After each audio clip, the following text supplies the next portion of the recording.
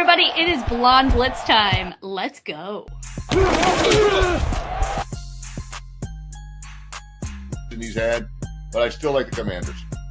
I'm also tough. DeMar Chase. Done. I'm looking at that Cincinnati team against the Cleveland Browns. Well, as soon as I saw the rain last night, I was wondering if that might be a little bit of a factor as well. How we play that week is really going to be more impacted. With the Raiders, who got Jacoby Myers back. The same thing with Joe Burrow. You just expect Joe Burrow to do it because he's been to a Super Bowl. It's time to send in the Blitz with Deb Whitcas and the Blonde Blitz. Hello, everybody, and welcome to the Blonde Blitz. I'm your host, Deb Whitcas. Happy conference championships, everyone. We're down to the final four. We've got a great show for you today. Today, my special guest is former NFL wide receiver, who now is the president of the NFL Alumni Dallas chapter, Byron Williams. He's here to help me with hot takes, and we'll hear all about his football career and current endeavors. He's an author, he's a motivational speaker, he's a youth coach. Just so much to talk about. Also on the show, sports comedian Frank Nicotero joins us for Playoff Funny. We'll see what he has to say about that. And speaking of playoffs, Rams are competing for the NFC title this Sunday.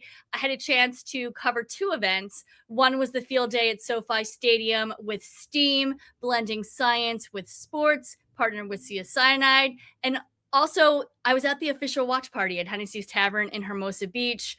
We'll show you both of those reels. Sports betting expert Alex White is here for your best bet for conference championships, along with fantasy experts Ballers Meg. Intuitive Reader 333 Ask Carrie looks at her power deck for the Patriots versus Broncos game. And finally, Ben Troop, former tight end for the Buccaneers and the Titans. He is here to talk about the two conference championships games. Let's go. Let's get it started with headlines. Now to Deb Whitcas with the Blonde Blitz headlines.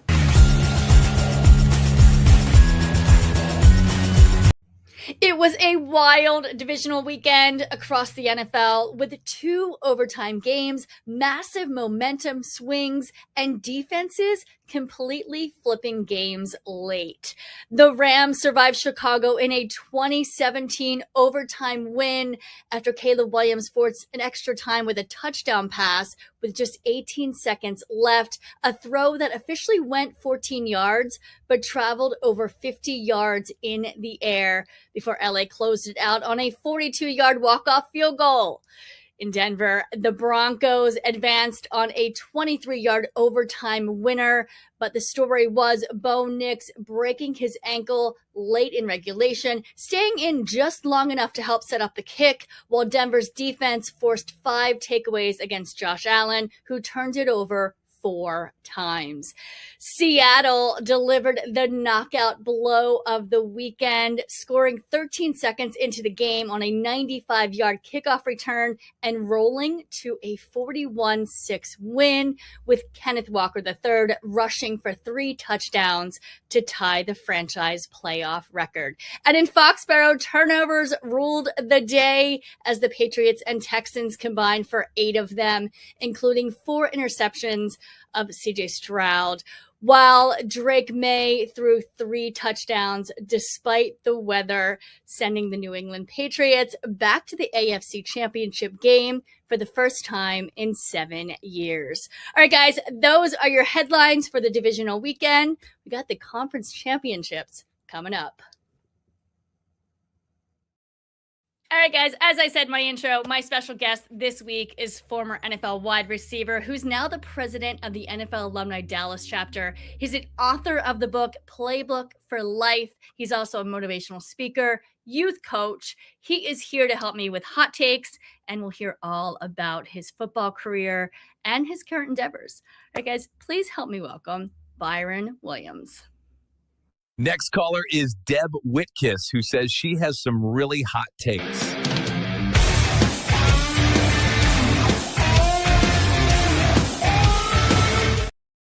Hello, Byron. Hello. How are you this evening? I'm Good. By the way, I'm still not breathing from this weekend. How about you? I'm telling you, it was a great weekend to watch some football. Yeah. And it came down to the wire almost in every game. Yeah, it really did. I mean, 2 of the games went into overtime. We'll go through them for sure. As far as the NFC, Rams versus Bears, 2017 in overtime. What did you think of this game? Who do you think who played better? Oh, with the weather, the temperature, you have to make those adjustments. But I tell you, both teams played great under the conditions. But the Rams, man, they surprised everybody. And no, everybody was talking about the Bears got the advantage, but no, the Rams had a great game plan, and they came through. I tell you, it was a good game. It was a really good game. It got a little scary there at the end, though. I mean, I think Caleb Williams had like the touchdown of the season. That throw in tight end Cole Kmet, and the final was like 27 seconds, 4th and 4. They tied that game, throwing it into overtime. But there was a couple times during the game, and I'm a beat reporter for the Rams, so I'm there in practices, and I see the guys. I get to interview everyone. It's such a blessing. And McVay, he admitted he didn't, have a great game. Like he didn't and McVay's an amazing head coach. Oh yeah, no doubt. He puts the players first. It's players first, then football, and he really knows his X's and O's. But at one point I was screaming at the TV and I was like, why are we throwing the ball? Like, obviously Stafford was off. We don't know why. Could have been his finger that has been injured. But I was like, Kyron Williams, Kyron's amazing. Like, run the ball. And then finally they started doing that. And then we, finally, they obviously won the game. Right. But yeah, I mean, and also Cam Curl making that crucial game-sealing interception, stopping that potential game-winning field goal from the Bears. He intercepted that pass intended for DJ Moore. What did you think when you saw that? Oh man, it was great. I mean, I just first the timing and the way things just fell in place for the Rams, it was unbelievable. And they really was in the game throughout. But I'll tell you, just phenomenal play. That interception from Carroll was great, man. I and they say a lot of defensive backs can't catch. They don't catch the ball well, but he hung on and he made the right catch at the right time. I'm telling you. And it's about the will of the guys. It's hard to play in those games, and your foot, your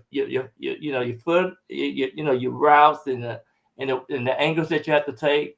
People just don't understand. You don't have the real drive and force that you usually get, and you have to be real conscious because you can slip or the ball can come out. Mm-hmm. But especially in those conditions too. I mean, that was snow, it was sleet, it was like a little bit of everything going on. Truly, that's true football right there. That's what Chicago Bears wanted. They got what they wanted, but the Rams pulled through. Yeah, and the Rams really were not that worried about the weather, which I was more worried about the weather than I think they were, but they pulled it off. All good. How do you think the Rams are going to do against the Seahawks? Man, when you play a team for the third time, it's always a close game. I seen it when I was playing up in Canada. We played teams 3 times all the time up there, but it seemed like everybody know everybody, and the tendencies are less.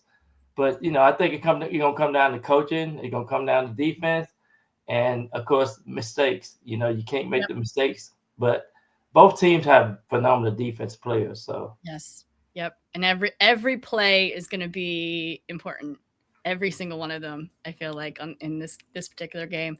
All right, let's move on to the other game that was in overtime. AFC Broncos versus Bills. Will Lutz kicked that game-winning 23 field goal to seal the Bronco win. Were you surprised that the Broncos beat the Bills? I just knew that was going to be the Broncos' time to go to the Super Bowl. Mm-hmm. And because Josh Allen you talking about Superman. He's that kind of guy. Yeah. But I just think, too, that Denver, you had to give it to Sean Payton. Phenomenal coach. Won the Super Bowl before. I think he's one of the most technical coach, and he's real precise on how he coaches. And what people don't realize, and what I look at last year when they drafted Bo Nix, and I said, man, they got a good guy. They got a guy that they know that they're going to build this offense around. And now you see the results of that. Yeah, absolutely. When a lot of people were saying it was the Bills' year without Kansas City in the mix, the Bills have this, and then the Broncos were like, hold my beer. Absolutely. But I know one of the players that's real close to one of the players that was on the Bills. I was pulling for the Bills, but it's all about the last 2 minutes in these games. Seem like the last push. But phenomenal. You can't complain about the style of play and the excitement that you get from all the teams that's playing. Absolutely. And you said you have a friend on the team. I saw Josh Allen some of his teammates were crying, and I don't feel like you see that a lot in football. You don't, because I think too it was the expectation and how they end up being fifth seed or something like that, but they could have easily been 1 or 2 seeds, and of course you don't want to play in Buffalo, but man, I just thought that they had got to the point of where they were going to the Super Bowl this year. I really thought so. Yeah. Well, and now the Broncos are playing, and for this and on Sunday, Bro Nix, like I said earlier, broke his ankle on the second last play. He's out for the season. Stidham is in for the and it's going to be versus the Patriots. How do you think that game will go? Man, it's hard. It's hard. The fourth quarter is hard to breathe in Denver. I don't care what team is playing there. But I was gonna give it to Denver, but now I'm trying to have second thoughts. The Patriots, they don't make no mistakes. I mean, you have to give it to Mays. Drake Mays is, man. His brothers have prepared him for this moment. So all the things that they did growing up, they went from football to basketball to baseball. They stayed active, very competitive family. If you look at the history of his heart, I'm gonna get an edge to the Patriots. Yeah, for sure. And actually, I'm thinking that too. So let's go on to that game. The AFC Patriots versus Texans. Patriots took it 28-16.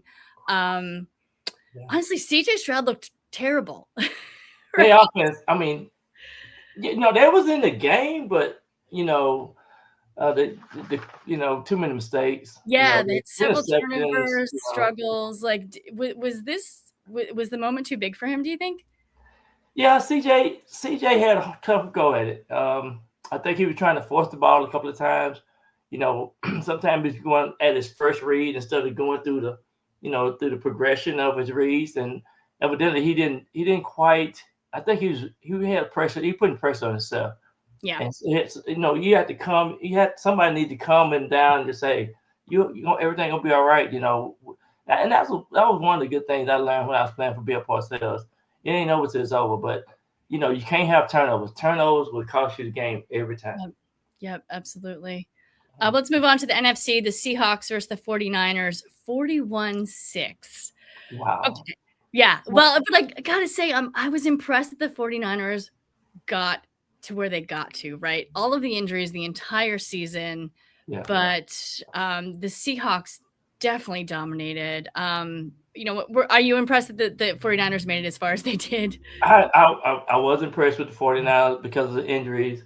They got a great coach, Shanahan, but I'm telling you, the defense showed up for Seattle. They defense show up, and now I think they got a lot of momentum going into this week, and it's gonna be hard to beat them. But the Rams, they got some great coaches. Yeah. And Matthew Stafford don't play. He put that ball there. He's had an MVP season. So you look at all of that and you look at both defenses, it might come down to special teams. Yeah, it might absolutely come down to special teams. And the Rams know that too. That's why they, Cardi was having issues all season. The kicker, they replaced him. It's the first time that they've replaced someone, in a while. And I think it had been a bit, but they brought in Mevis, and Mevis has been delivering absolutely. Right. And they also fired Chase Blackburn. the special teams coordinator. They brought in someone else, Right. and he took over as well. So yeah, I mean they were making the adjustments throughout the season to make sure that their special teams was a force, and I think they made the right decisions. Absolutely. You it's a three-part game plan. You got to have that special team, and a lot of people don't look at the special team, but sometimes, and a special team, it might be a special team play this week that gonna break open the game. Yeah, I mean the kicks I feel like have come in clutch. Yeah. Right. The field goal is the one, even the 1-pointers after it's special teams are absolutely clutch. Also, too, a bit of a coach carousel going on, right? Wow. Yeah. I think my old team got one of the best coaches. They the Giants. Yeah, the Giants got a great coach. Let's talk about that. I'm happy for the Giants because now they finally got a coach. John Harbaugh, let's go. He's consistent. I mean, you know what you're gonna get with him, and you just can't.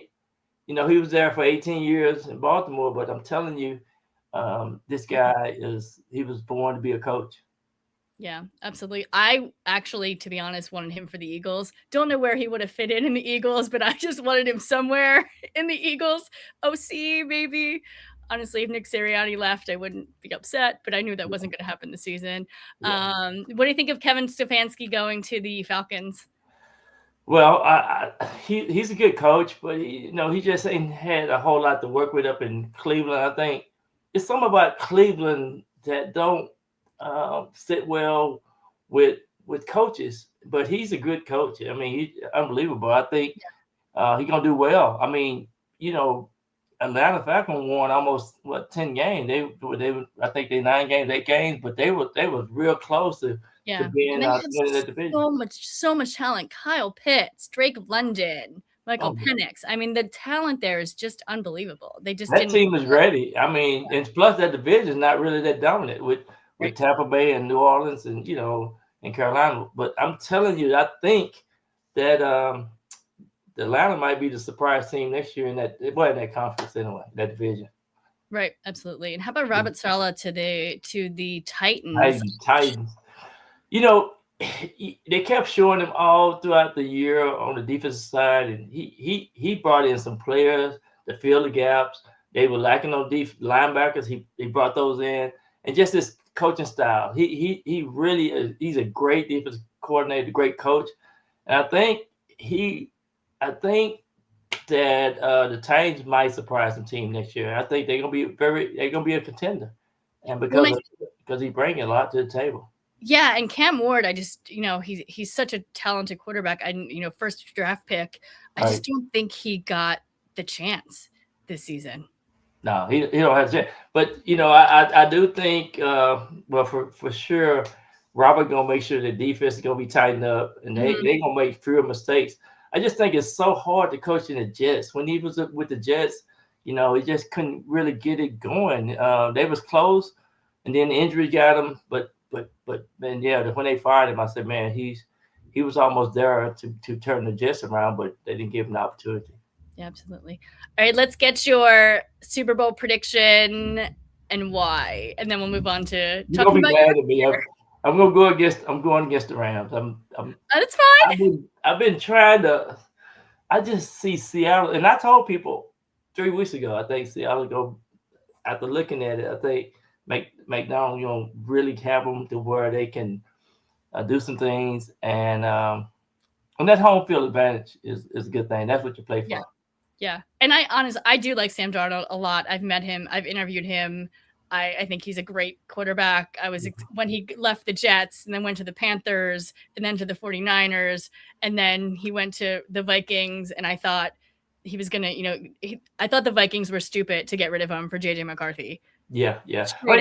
I do have proving that. So I do have a kid that came to my football camp when he was like 10, 12 years old. Number 27 went to Texas, San Antonio, and he's defensive back, Wooten.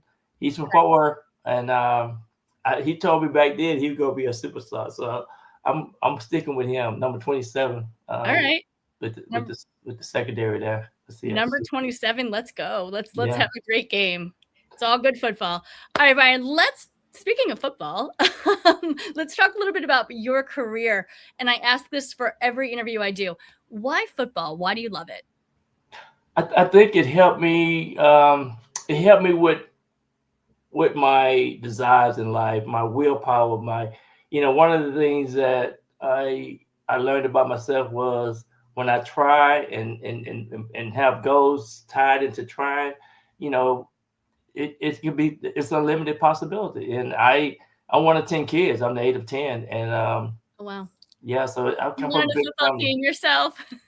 I had 7 sisters and 2 brothers, so I mostly were raised up with girls, but definitely, I've been married my high school sweetheart. I've been, kind of just focused on goals and trying to do right and trying to live right, and been a leader with the retired players. But what I really love about football is the discipline. It gets you to where if you don't do the right thing, you ain't gonna never be successful. So it keeps you on the straight and narrow, and choices that you have to make. And but people are drawn to football. It's just a competitive, and this guy might have beat you one play, the next play you got to beat him. So it's always keeping you on your toes. And you know what? The fewest mistakes that you make, the better off you'll be. And so that's kind of what life is all about anyway.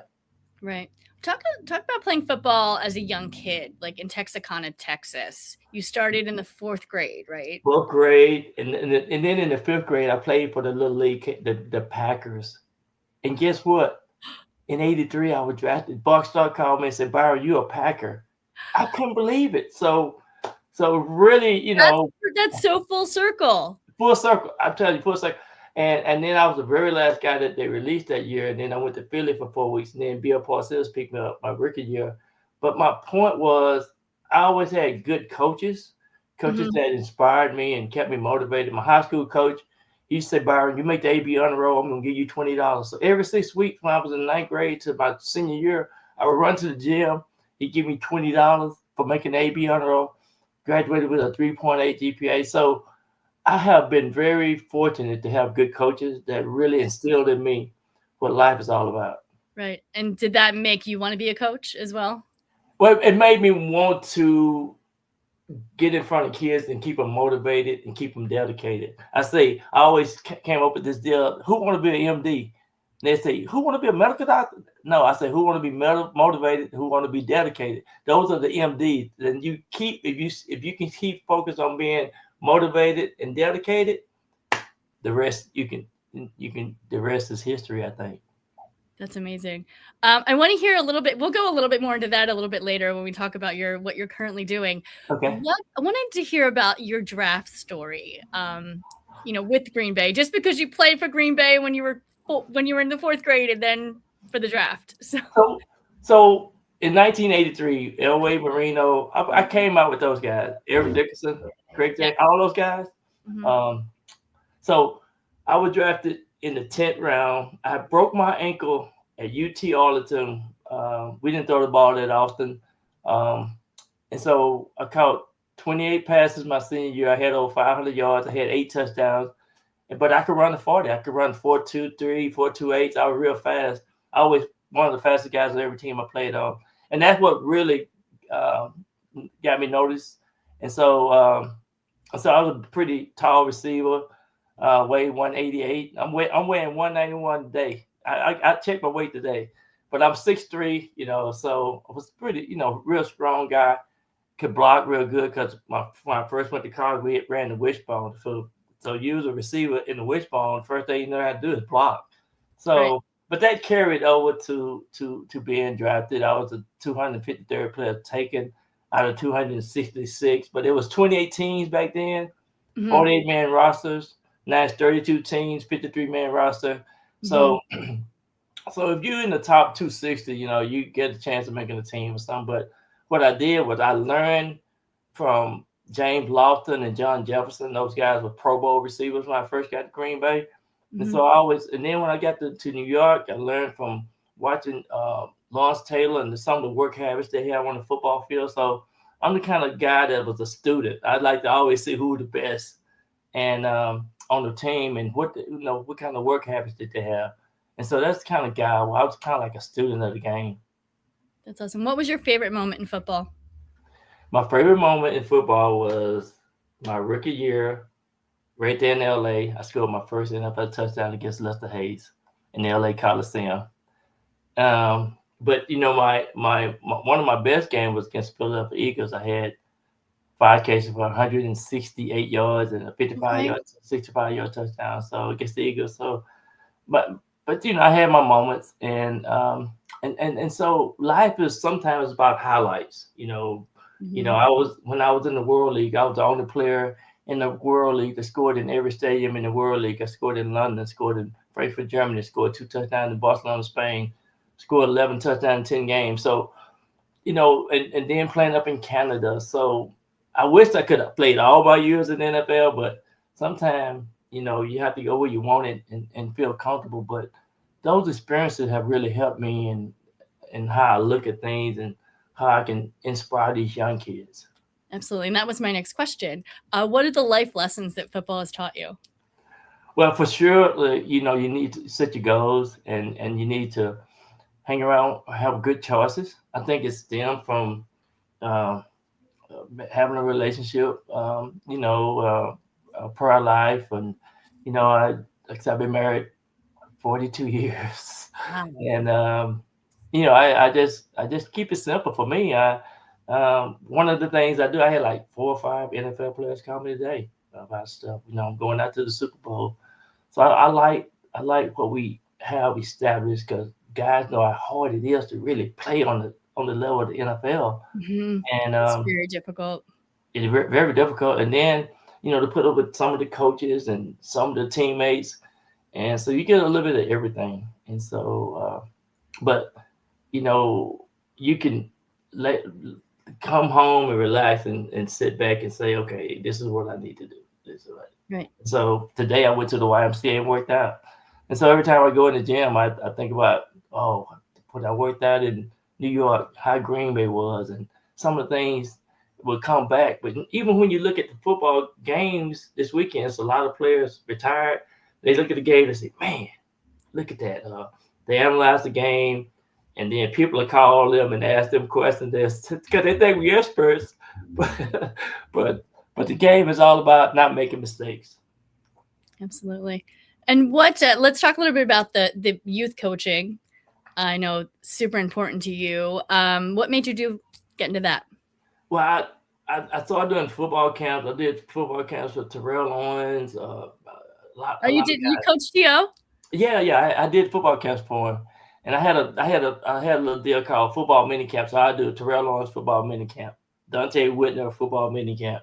And then I've been doing my football camps for 31 consecutive years in my hometown. So I always did my football camps the week after Father's Day weekend, because a lot of kids now don't have fathers. I was blessed to have my dad all my life. And so we have it after Father's Day weekend. And guess what else I do? Whoever wins the Super Bowl, that's the colors of the shirts that we have. So this past year we had the Eagles colors. Okay. The previous 2 years we had the Kansas City colors. I can tell you now, in 1998 we had the Denver Broncos colors. So that reminded me of who won the Super Bowl. So the point of us doing it that way is because when a kid leaves there, we want them to have a championship mindset, a winning attitude, and let them know that dreams do come true, and just stay true to yourself. And so those are the messages that we have. We don't try to say, you're gonna play NFL, you're gonna do this.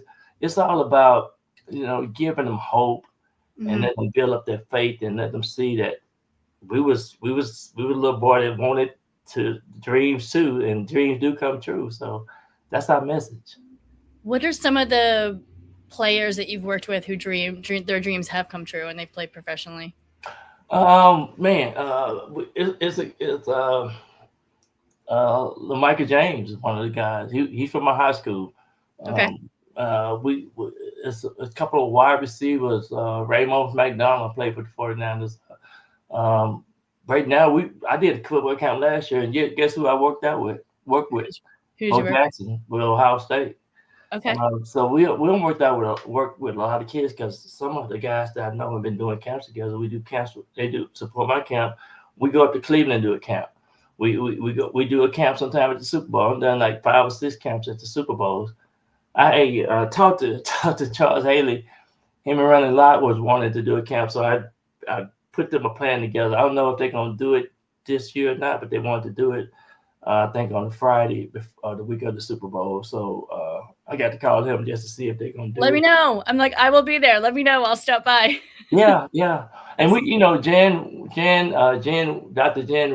Richard, she does a lot. Yeah, she does a lot. She and I have been doing a lot of camps together too. We always started when she first was playing at women's leagues here in Dallas. Yep. She was at linebacker. That girl was tough. Yep. And we have done a lot of camps together too. I actually just talked. I was on the phone with her last night, actually, for about an hour. So she's my age cool partner there. Yeah, Jen is say, awesome. You gonna come to my camp? I said, she's doing a camp Friday morning at 10 a.m. Saturday morning at 10 a.m. Okay. Mm-hmm. Yeah, I usually try to. I know I went to Vegas when I was in Vegas. I went to a camp and hung out with them. Those girls have really transitioned to really some really competitive female athletes and doing super, super good. I can't wait to see them in the Olympics playing flag football. 2028, the girls are taking over. Women's flag football is huge. I cover it for Sports Illustrated as well. And some of the girls, I'm so impressed with their talent and their passion. And I just was with a bunch of high school girls in Texas for the All-American game. We had a blast. Tell me a little bit about, I want to hear about Playbook for Life. Playbook for Life. It's about Playbook for Life. Yes. It's really my story from, and that can you see a little afro right there? I love it. Yes. So barely. It tells about my story all the way through from when I was a little kid. My daddy driving and following my daddy. He was an Army guy. He was a military guy. He's a carpenter. He taught me how to paint. If he say, I want this yard cut, by the end I get home, I had the yard cut and everything. So it really talks about how you stay true to yourself. Mm-hmm. But the Playbook for Life is kind of, I try to tell people that might need a banner verse. A banner verse meaning that's what you're all about. So I'm the 8th kid. Out of the 8, I was born on Halloween. All of us were born at home. So my favorite verse in the Bible is Romans 8:31b, and it says, "For God is for me, who could be against me?" So I say that verse every day, and I know who's for me. But that's what this book is all about. It's about you finding your true self and staying true to yourself throughout your walk. And what about the NFL alumni? You're the president of the Dallas chapter. Congratulations. Thank you. Tell me a little bit about your involvement with that. Well, I really like it because a lot of retired players need to be, I kind of see myself as their coach. I can help them if they need to know what the dentist number, the 800 number, they need to call Delta Dental. They need to find out what doctors that we have. We have a list of doctors that they can go to. And then we have meetings quarterly, monthly, and we come in and if they have a question or concern, we help them navigate it. If they need some assistance with anything, we find a help for them. And it's kind of like a reference guide to kind of help guide them through the process. Right, absolutely. Byron, thank you so much for coming on the Blonde Blitz. This was an absolute blast. I have got to see you during Super Bowl. Where can our audience find you and where can they buy the book? Yeah, it's ByronWilliamsBook.com. It's right there, Byron Williams Book. Then I have another website called ByronWilliamsLeadership.com. And they can find me on all social media platforms. I got a Instagram, X, NFL alumni, Byron Williams, NFL, LinkedIn. So I'm out there everywhere. I just got to get more followers. All right, well, we will make that happen for you. I will see you during Super Bowl. This was absolutely. We definitely, because Kim said she got some plans for us, and I'm looking forward to meeting you. And thank you so much for having me. Absolutely. Thank you so much for being here. We'll see you soon. All right. Thank you. All right. Bye. All right, guys. Next, sports comedian Frank Nicotero gives us his funny take on playoffs. Frank, what you got for us? Okay, I got one for you. What did the wide receiver say to the football? Catch you later. Yeah, my jokes suck. That's why I watch the Blonde Blitz.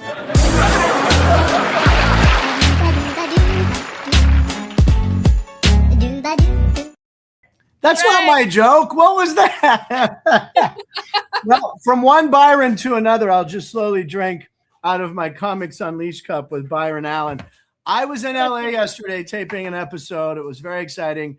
Courtney and I were in on Monday night, 6-hour drive Vegas to LA with MLK holiday traffic.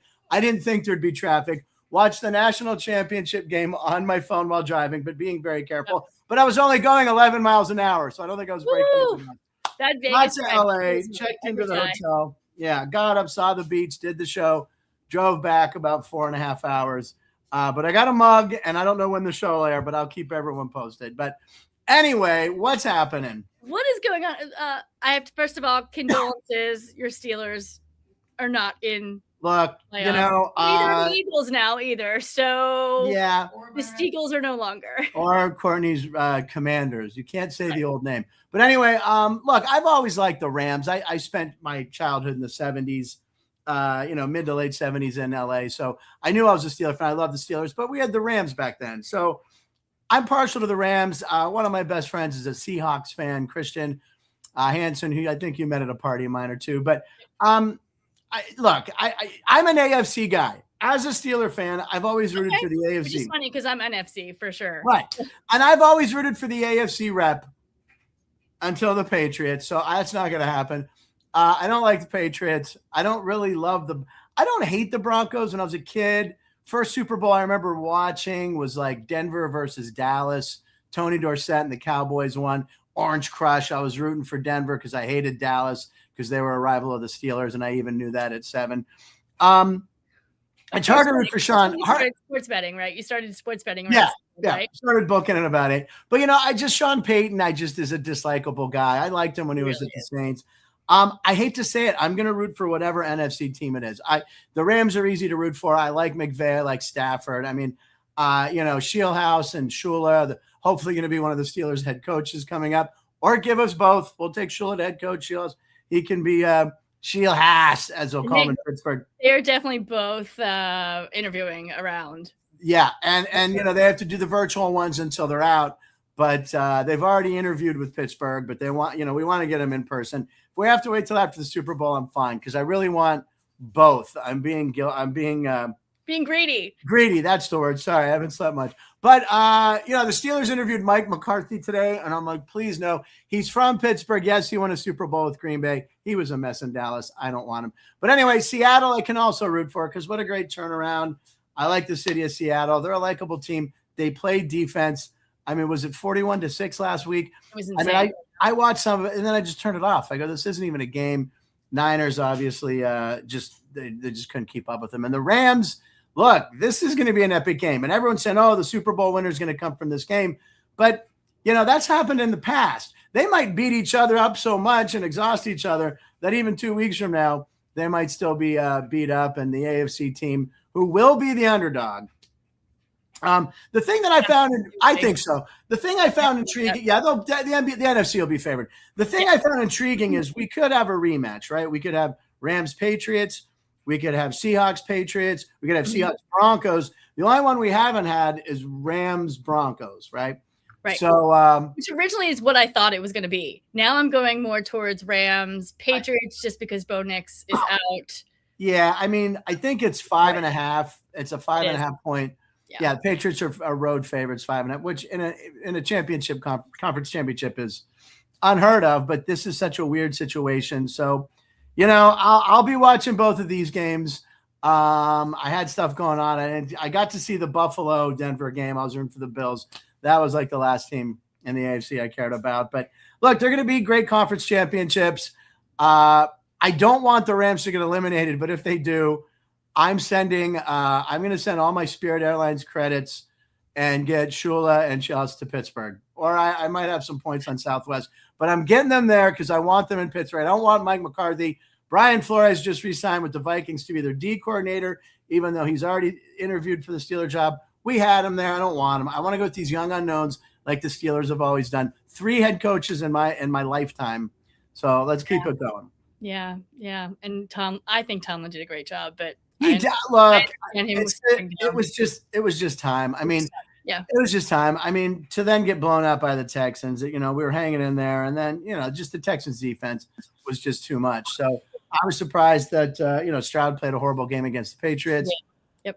But because the Steelers had beaten the Patriots. So I was like, oh, we could beat them again, even though I think the Patriots had 5 turnovers in that game. Yep. But I don't know. I can't wait to watch both games. But for one of the rare times in my life, I'm going to be an NFC guy in 2 weeks. So I can't believe it. All right, Frank, thank you so much for coming on the show. Where can our audience find you?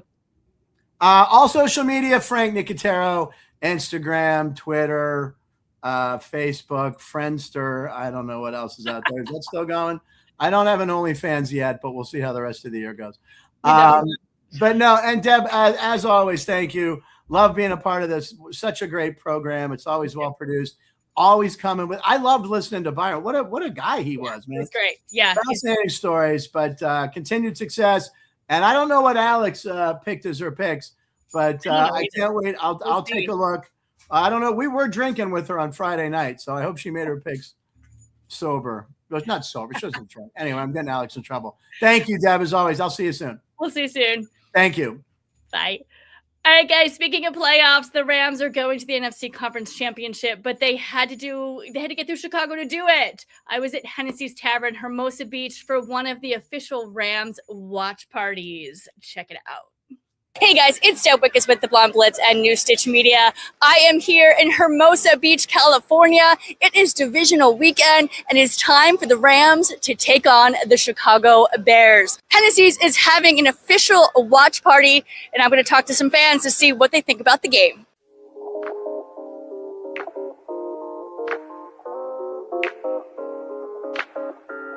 I really wanted the Rams to have a home game with the 49ers. Now it's all about the Rams beating the Bears, and I think they can do it. Let's go Rams. Let's take these Bears down. It's time.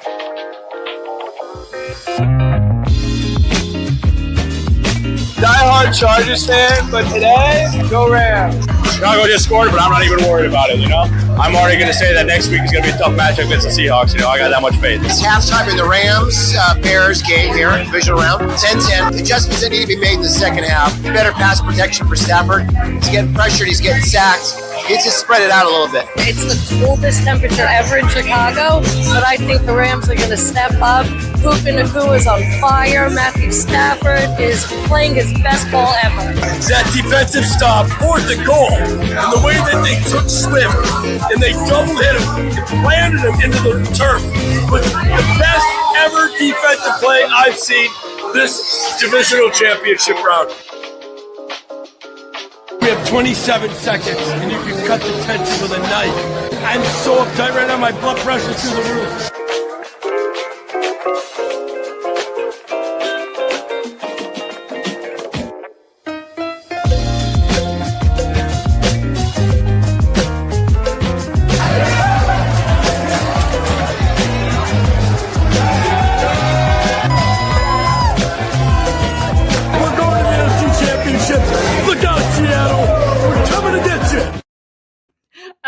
And keeping with the Rams, I had the opportunity to spend some time on the field and in the locker room at SoFi Stadium with 750 4th and 5th graders from the LA area. They were there for the STEAM field day in connection with Cedars-Sinai.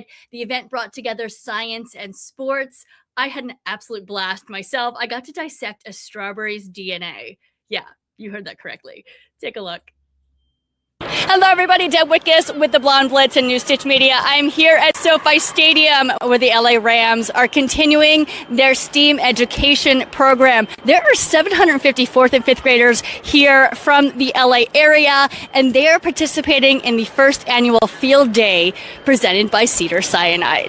The day will feature a tour of SoFi Stadium, and students will be introduced to the parts that relate to science, technology, engineering, arts, and math. students will then take to the field to see where football and STEAM meet. The day will also feature visits to the Rams locker room for education stations and panel discussions with physicians, nurses, educators, and Rams legend and Super Bowl champion Andrew Whitworth. Reality is there's somebody else just as talented across from them. And so it's actually really hard to be consistent as an NFL football player. And so I always said this, I said this earlier to the question of what's the hardest part of the job, and it kind of goes into the same question, is that ability to handle what does consistency look like. And what I mean by that is, like, what are my habits and my choices every day that kind of lead to making my job easy, right? So am I doing things that help me be more consistent? People would think just because I played good in one game, I'm going to play good in the next, and that's just not the truth. If you don't have the same rhythm and routine and approach every single week and every single day when you get up and get the chance to do something, that can apply to sports, it can apply to school, it can apply to anything you do in life. You want to be a leader of a room, you want to be a good big brother, big sister, consistency. What is your ability to be the same person every single day and approach things the same way? To me, sometimes people think that's a lot easier than it is. It's actually one of the hardest things to do because your emotions, your fatigue, success or failure, they dictate how you feel about your day, and you got to have something that resets you, and every single day you go attack the same way with the same energy, the same infectious enthusiasm, and the same belief in yourself. Is confidence is one of the most powerful things we can possess, is that belief that we can achieve. And those things are a lot harder to sustain than you think. This is an incredible event. It is an opportunity for Cedars-Sinai to partner up with LA Rams to give them a sneak peek into STEAM, so science, technology, engineering, arts, and math, all of the things that at Cedars-Sinai that make us go. So we are a healthcare organization, the largest in Los Angeles and California. We need scientists, and we need scientists who come from our community. And today is about showing up, giving students hands-on opportunities, biology, chemistry, career panels, and then a little bit of fun on the sports action. Who doesn't love that? You know, to come in here and hopefully be inspired, maybe create some curiosity and some things that maybe they've never thought of. Maybe it's something in science or technology and arts, math, engineering that they just never really, went across their mind. And now they're kind of intrigued by it, and they're curious, and they're go home and ask questions of maybe I could do that one day. And hopefully they walk out of here with a little inspiration, a little curiosity, and most importantly, just a little confidence of what a cool day. Some people love me, they care about me, and you know what, I feel safe. And I think that's something we really want them to walk out of here with. You guys have fun? Yeah! You have fun? Oh, so special. All right, guys, let's get into the games. Please welcome third-generation sports betting expert Alex White to give you your best bet for conference championship. It's time to get some NFL betting advice from Alex White and the Blonde Blitz. Win big so I can rob you later.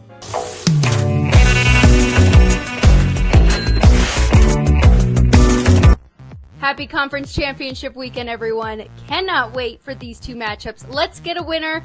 It's on a side here, and then next week it's going to be all about the prop bets for the Super Bowl. Let's go to the NFC. Third time we're going to see this matchup between Seattle and the Rams, and I just cannot quit the Seahawks. And why should I? They are peaking at the right time. I am very impressed with this team. In their last 3 games, they've held their opponents to an average of 183 yards. On the other side, the Rams are going in the wrong direction. On the road this year, they're giving up an average of 342 total yards. We saw it in both games against the Seahawks. They allowed 414 and 415 total yards. I think these two teams are going in opposite directions. I think the Rams are still being priced like they are mid-season, though. The Rams have lost 3 of their last 8 games, and the Seahawks come into this one winning 8 straight. I love Seattle minus 2.5. I think they get it done. I think they represent the NFC in the Super Bowl. Good luck. I'm Alex White from Sports by the Book. I'll check in again next week, and enjoy the games, everyone.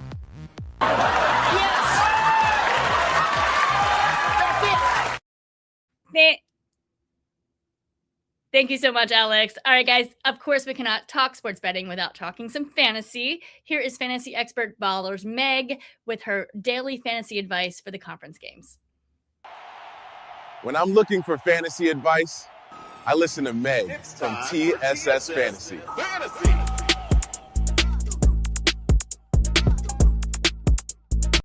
Hi Hi guys, Ballers Meg coming at you with the fantasy football section of the Blonde Blitz podcast ahead of our divisional games this weekend. I did not so bad last week in fantasy. I hope that if your team is still in the playoffs that they do well this weekend, and if not, then your fantasy squad is on fire. So let's give you some advice to make sure that happens, shall we? I am saying if you are looking for a QB, pick up Drake May this weekend. The boy is insane. He has been my MVP for a while now. I absolutely think that he is a safe bet this weekend. Next up, on the other side of that game, I'm looking at Woody Marks. Now, Nico Collins is questionable. He's concussed last week, potentially not playing this week, which means that Woody Marks is going to get more targets this weekend. So I would be picking. All right, guys. Thanks, Meg. Next, Intuitive Reader 333S Carrie is using her Power Deck cards to predict the AFC Patriots vs. Broncos game. Carrie, what do you got for us? Let's see what the Power Deck cards say about these NFL team futures.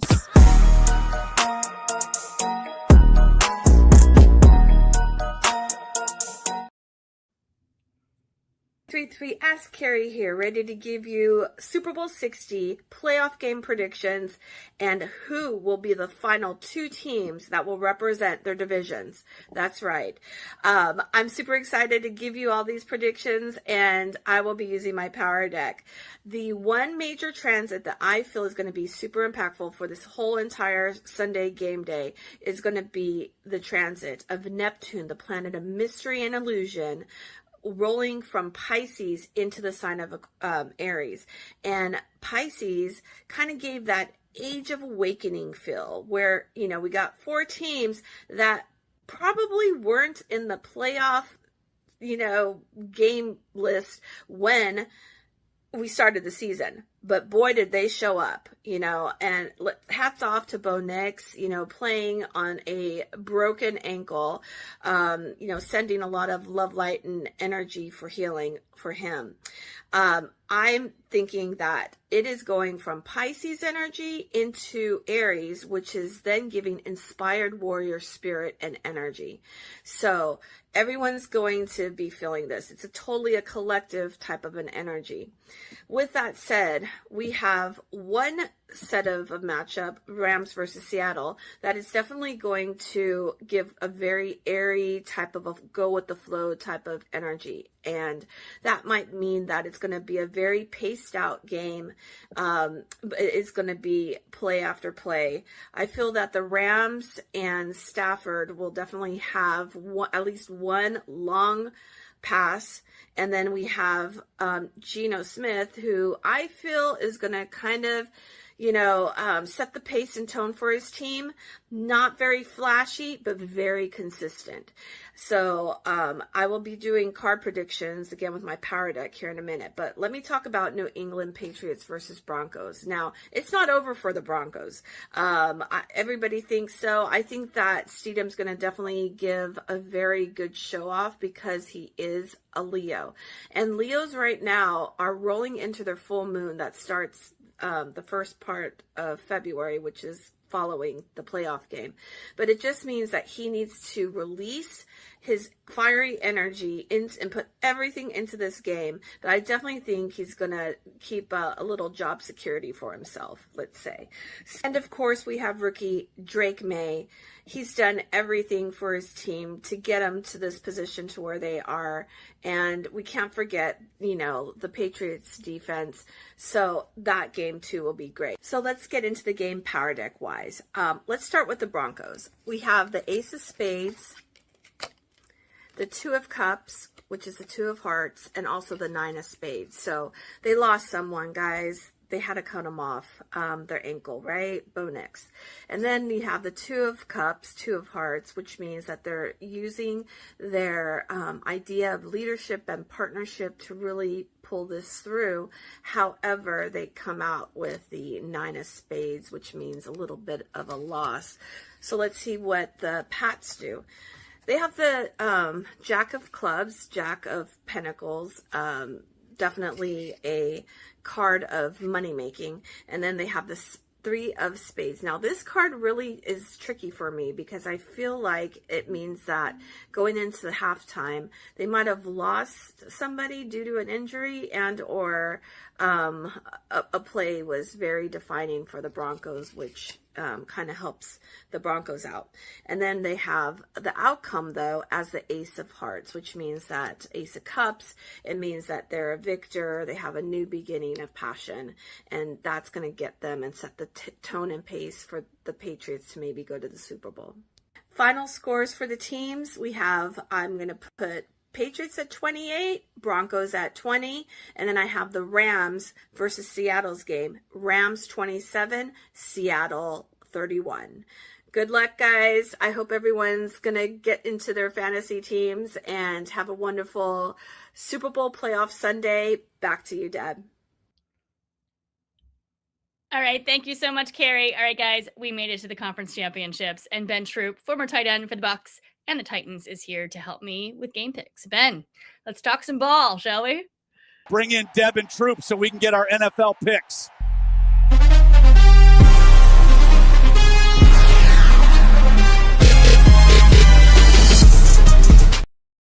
Ben! How you doing, Deb? How's everything? I am wonderful. How are you? We are down to the final 4. Oh, my God. Deb, is it just me or did the season just fly by? Like it was here and now it's just gone. Yes, I feel like we were just like, welcome to season 3 of the Blonde Blitz, and now we're almost done.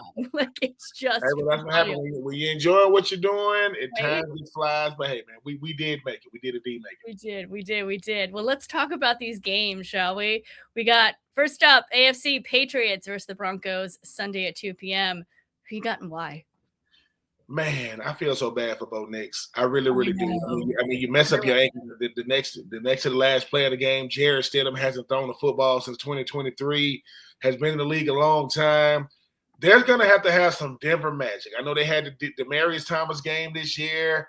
They've had some great comebacks this year, but a lot of that had to do with Bo Nix. Jarrett Stidham, I know he's going to have to be able to call those plays that Sean Payton has. He's going to have to be able to execute those plays. But I just don't see this New England team beating themselves. If that defense played like they did against Houston, it's going to be a long day for Jarrett Stidham. I think it's going to be a better game than you give it credit for because it's in Denver. Denver's defense is going to come to play. But I just think New England and what Mike Vrabel is doing in year one, he's bringing back what was lost in New England. Give me I don't see it being a blowout, but I do got New England representing the AFC in the Super Bowl. Give me 28-21. I think it'll be a closer game than people think, but I do think New England moves on. I do think this is going to be a closer game than people think as well. I am going to agree with you. I think the Patriots are the ones to move on with this one. I had Broncos until Bo Nix. Yeah. Really did. Man. Yeah, but then I saw the way the Patriots played. I think it's going to be Patriots. But reasoning is Broncos, they lead the all-time series record 31-24 in 55 total meetings, including postseason. The Patriots last faced Denver December 24th of 2023. The Patriots won that one 26-23. I think they're going to win again. But interesting fact, the Patriots have never won a playoff game in Denver, holding a 0-4 postseason record when visiting the Broncos. Wow. We'll see. We will see. I think it's about to change. Stidham, I mean, he's about to see his first starting action since 2023, and he's made 4 starts across 7 seasons. You better call Nick Foles. Hey, Nick Foles. Yes. And did you see that Nick Foles posted something about the Patriots? I like the fact that Nick Foles is, saying, look, I know that people are going to be, listen, man, your spirit animal is Nick Foles right now. Just call him and ask him what you need. I mean, it can happen. I just don't think it will. I do think Stidham is a good quarterback. He just hasn't had the experience, and it's hard that he's getting literally thrown in the deep end here. Patriots defense is insane. They've only allowed an average of 9.5 points per game.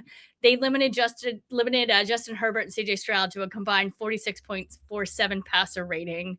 But yeah, I mean, Broncos defense is top level too. Like you said, they have an elite pass rush, right? Yeah.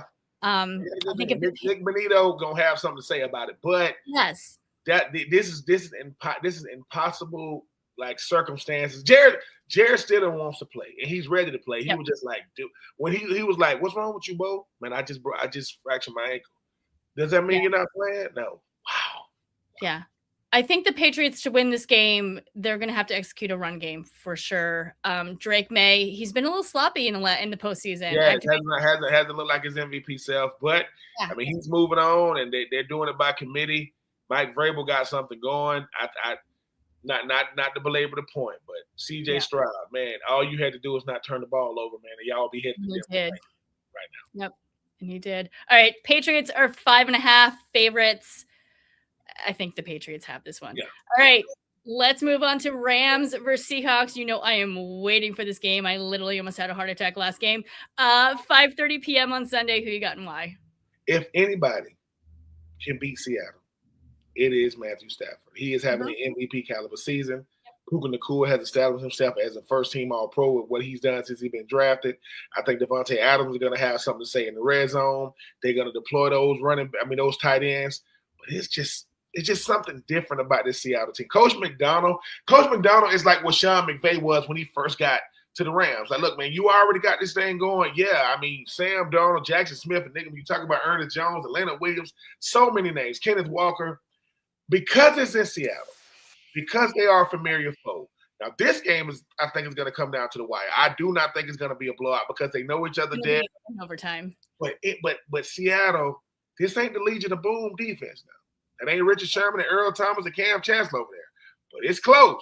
This defense is good because Seattle is at home and they understand. I don't feel good about it, but I do think Seattle does beat Matthew Stafford and company. I hope Matthew Stafford does indeed win the regular season MVP. I think he's playing out of his mind at the age and stage of his career. I just think the Seattle team, it's just something. The way they didn't beat San Francisco, they did something different. That wasn't a beating. That was I don't know what that was. That was hard to watch. I don't think it's going to be that. Off the TV. Yeah. But I will say this. The Rams are not built to just go quietly into the night. They're not going to just walk away. But I think it's going to be a thriller. I hope it's a thriller. But I do got Sam Darnold, Coach McDonald, and company moving on to the Super Bowl. I would love to see Sam Darnold be successful. To be honest, love Darnold. I always have. I've interviewed him before. I've met him. When he was with the Jets, they did nothing with him there, right? Then he went to the Panthers. I was like, okay, something's going to happen here. Nothing. 49ers back up. Then went to the Vikings, and that's where he started to shine. And I was excited. And they were stupid for letting him go for JJ McCarthy. I said that before. And now he's shining with the Seahawks. So I'm excited to see him be so successful. But I love my Rams, right? Like I said, I don't feel good about. Listen, people, don't take my picks to the bank. I'm just telling you. Right. I'm just giving you. I'm just picking with my heart. I would. Matthew Stafford is doing his best Tom Brady impression because of the age, because of his age. He's not obviously 40 yet, but he's out playing these young dudes, and it's just. It's beautiful to watch because he's always, let me say this, he's always done this, but he did it in Detroit for so long that people didn't really take notice. And then he comes over, to LA. Look, I wouldn't be surprised if any team can beat Seattle, it's LA, it's the Rams because they know him. Now, look, we in the same division. And every time they played this year was a thriller. I hope it's another thriller. Right. If the Rams move on, you're going to have the two top MVP front runners staring at each other potentially in the Super Bowl. Yeah. I don't want you don't want to deal with Sean McVay in the Super Bowl. Sean McVay still got plays he hasn't even called yet. He got he can tell you what he wore. If you ask Sean McVay, hey man, what did you wear 5 years ago on a Wednesday? He said, I had on a white t-shirt. His memory is just crazy. But I am going with Seattle. But if the Rams do move on, Mr. Matthew Stafford, man, take a bow, sir. Your career. He's already a Hall of Famer in my estimation, but he's just gonna add to that conversation. Well, and these teams are so close to each other in numbers. They obviously split 1-1 in the season, although I still do think the Rams should have won the second game because of that 2-point conversion that really wasn't a 2-point conversion. Yeah, Charbonnet's not playing in the game, by the way, so he can't do that again. But as far as points, they both have Rams have 58, Hawks have 57. As far as yards, Rams have 830. Seahawks have 829. And then Rams had 7 touchdowns and the Seahawks had 5. Like they've met 56 times. And both teams have scored exactly 1,185 points in the all-time series. So that's how crazy this rivalry is. And that's how close I think this game is going to be. But every snap is going to count, right? Yeah. Be honest. This is the, what they call it? This is the unstoppable force versus the immovable object. The number one offense in the NFL versus the number one defense in the NFL. Mm-hmm. And like I love the fact that it's a divisional rivalry. The fact that they go, look, we know these people. There's nothing that Matthew Stafford can show us that we haven't seen. There's nothing that Sam Darnold can do. Can you do it again? And for me, if I had to pick the new quarterbacks, I'm going with Matthew Stafford. I'm not picking nobody against him.